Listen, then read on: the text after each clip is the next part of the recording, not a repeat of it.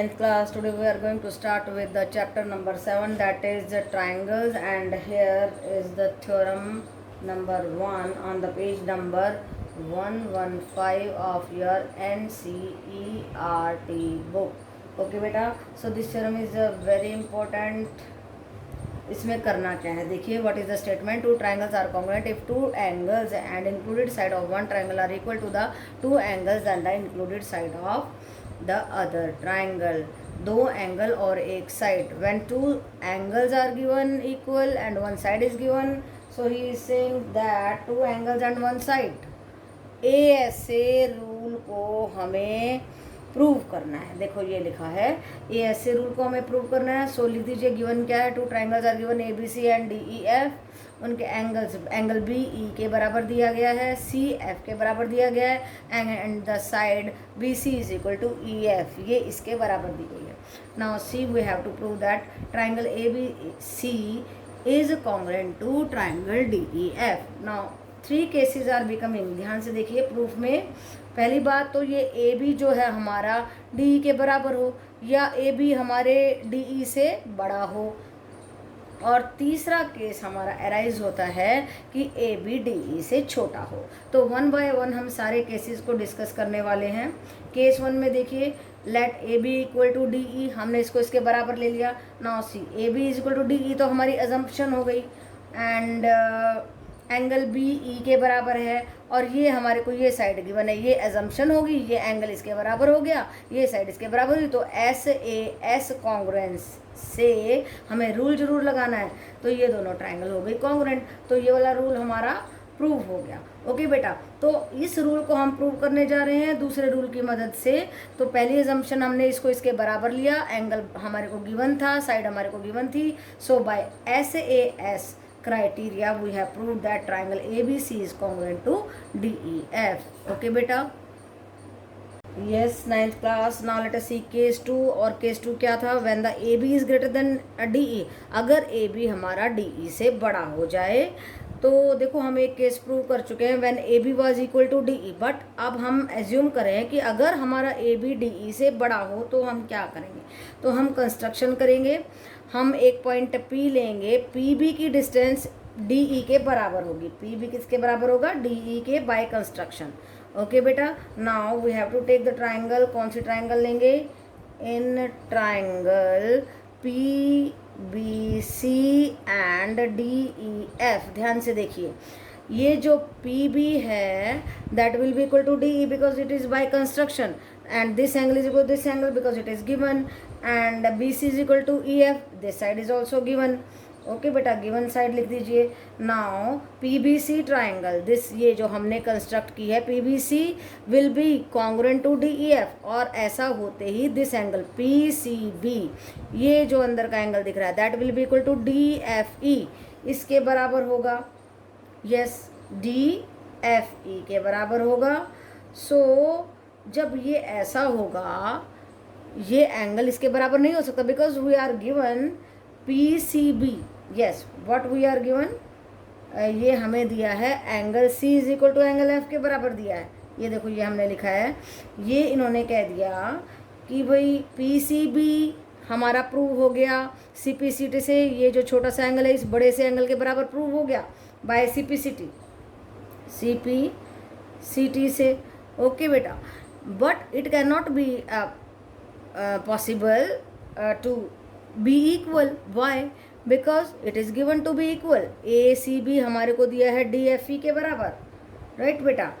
so this is not possible कि ये छोटा सा एंगल इस बड़े से एंगल के बराबर हो because it is given that this angle is equal to this angle. Therefore we have to take that AB is equal to DE. और AB DE के लेते ही हम केस 1 में प्रूव कर चुके हैं कि triangle ABC is congruent to triangle DEF. Okay बेटा, तो this was the second case. जब ये हमारी इससे बड़ी हो तो आपने क्या करना है, DE के बराबर PB लेना है, और PB के बराबर लेते ही इसको कॉन्ग्रुएंट प्रूव कर दीजिए. कॉन्ग्रुएंट प्रूव होते ही ये छोटा सा एंगल इस बड़े के बराबर आ जाएगा. बट ये पॉसिबल नहीं है. इसीलिए हम क्यों पॉसिबल नहीं है, बिकॉज इट इज़ गिवन कि ये पूरा एंगल C जो है ACB that is equal to DFE के बराबर है.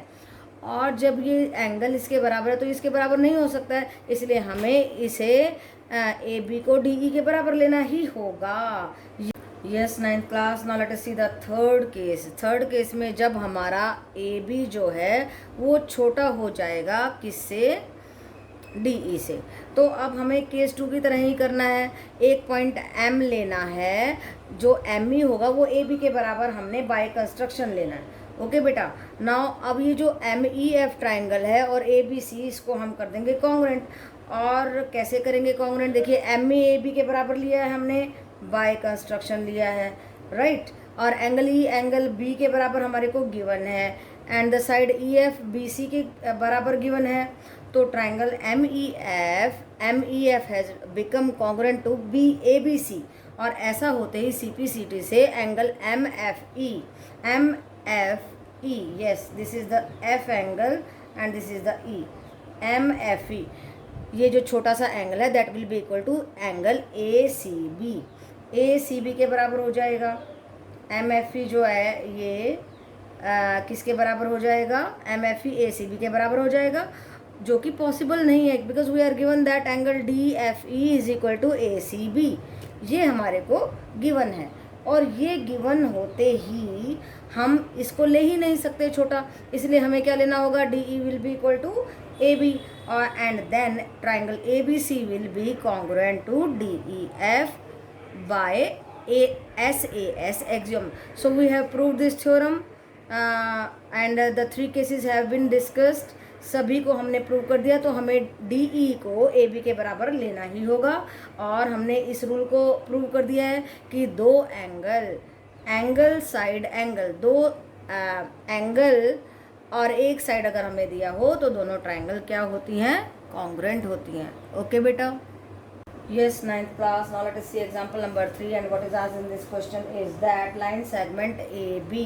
This AB is parallel to the line segment CD. ध्यान से सुनिए, very interesting and very important question it is. So nothing is difficult there. O is the midpoint of AD. देखिए AD है, ये इसका midpoint है, इसका मतलब this side is equal to this side.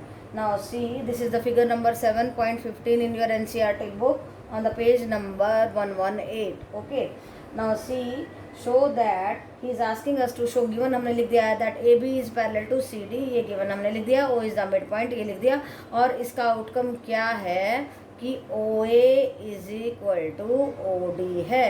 Now see, we have to show that triangle AOB, this triangle AOB, this triangle and this triangle, both the triangles are congruent. और दूसरी बात हमें प्रूव करनी है, O is the mid point of B C also, इसका तो है ही और इसका भी हमें प्रूव करना है। ओ ए इज इक्वल टू, और क्या प्रूव करना है देखिए, लिख देते हैं सेकंड बात, this is the first thing we have to prove, and the second thing क्या करनी है हमें, O C is equal to O B and O is mid point. तो आपको मालूम होना चाहिए कि हमें गिवन क्या है और प्रूव क्या करना है। तो देखिए हमने दोनों ट्रायंगल ले लिए हैं, A O B and C O D. ध्यान से देखिए, this has become the transversal, this angle is to this angle, ये लिख दिया मैंने because they are the interior alternate angles of the triangles. ना this angle is equal to this angle भी ले सकते थे, लेकिन हमने लिया angle 3 is equal to angle 4 because they are the vertically opposite angles. Okay बेटा, now because O is given to be O D, ये हमें गिवन है ये साइड, सो एंगल साइड की प्रॉपर्टी से, एंगल साइड के रूल से triangle A O B has become congruent to triangle D O C. आप देखिए हमें क्या चाहिए था, हमें चाहिए था कि ओ सी जो है ओ बी के बराबर, तो ये हो गया हमारा सीपीसीटी से corresponding part of the congruent triangle. ये बहुत लगता है सीपीसीटी, आपको ध्यान रखना है। So because both the sides are equal, therefore O is the mid point of B C also. So we have proved both the parts. पहली बात हमने दोनों ट्राइंगल्स को कॉन्ग्रुएंट किया, दूसरी बात ओ को हमने मिड पॉइंट प्रूव कर दिया। ओके बेटा।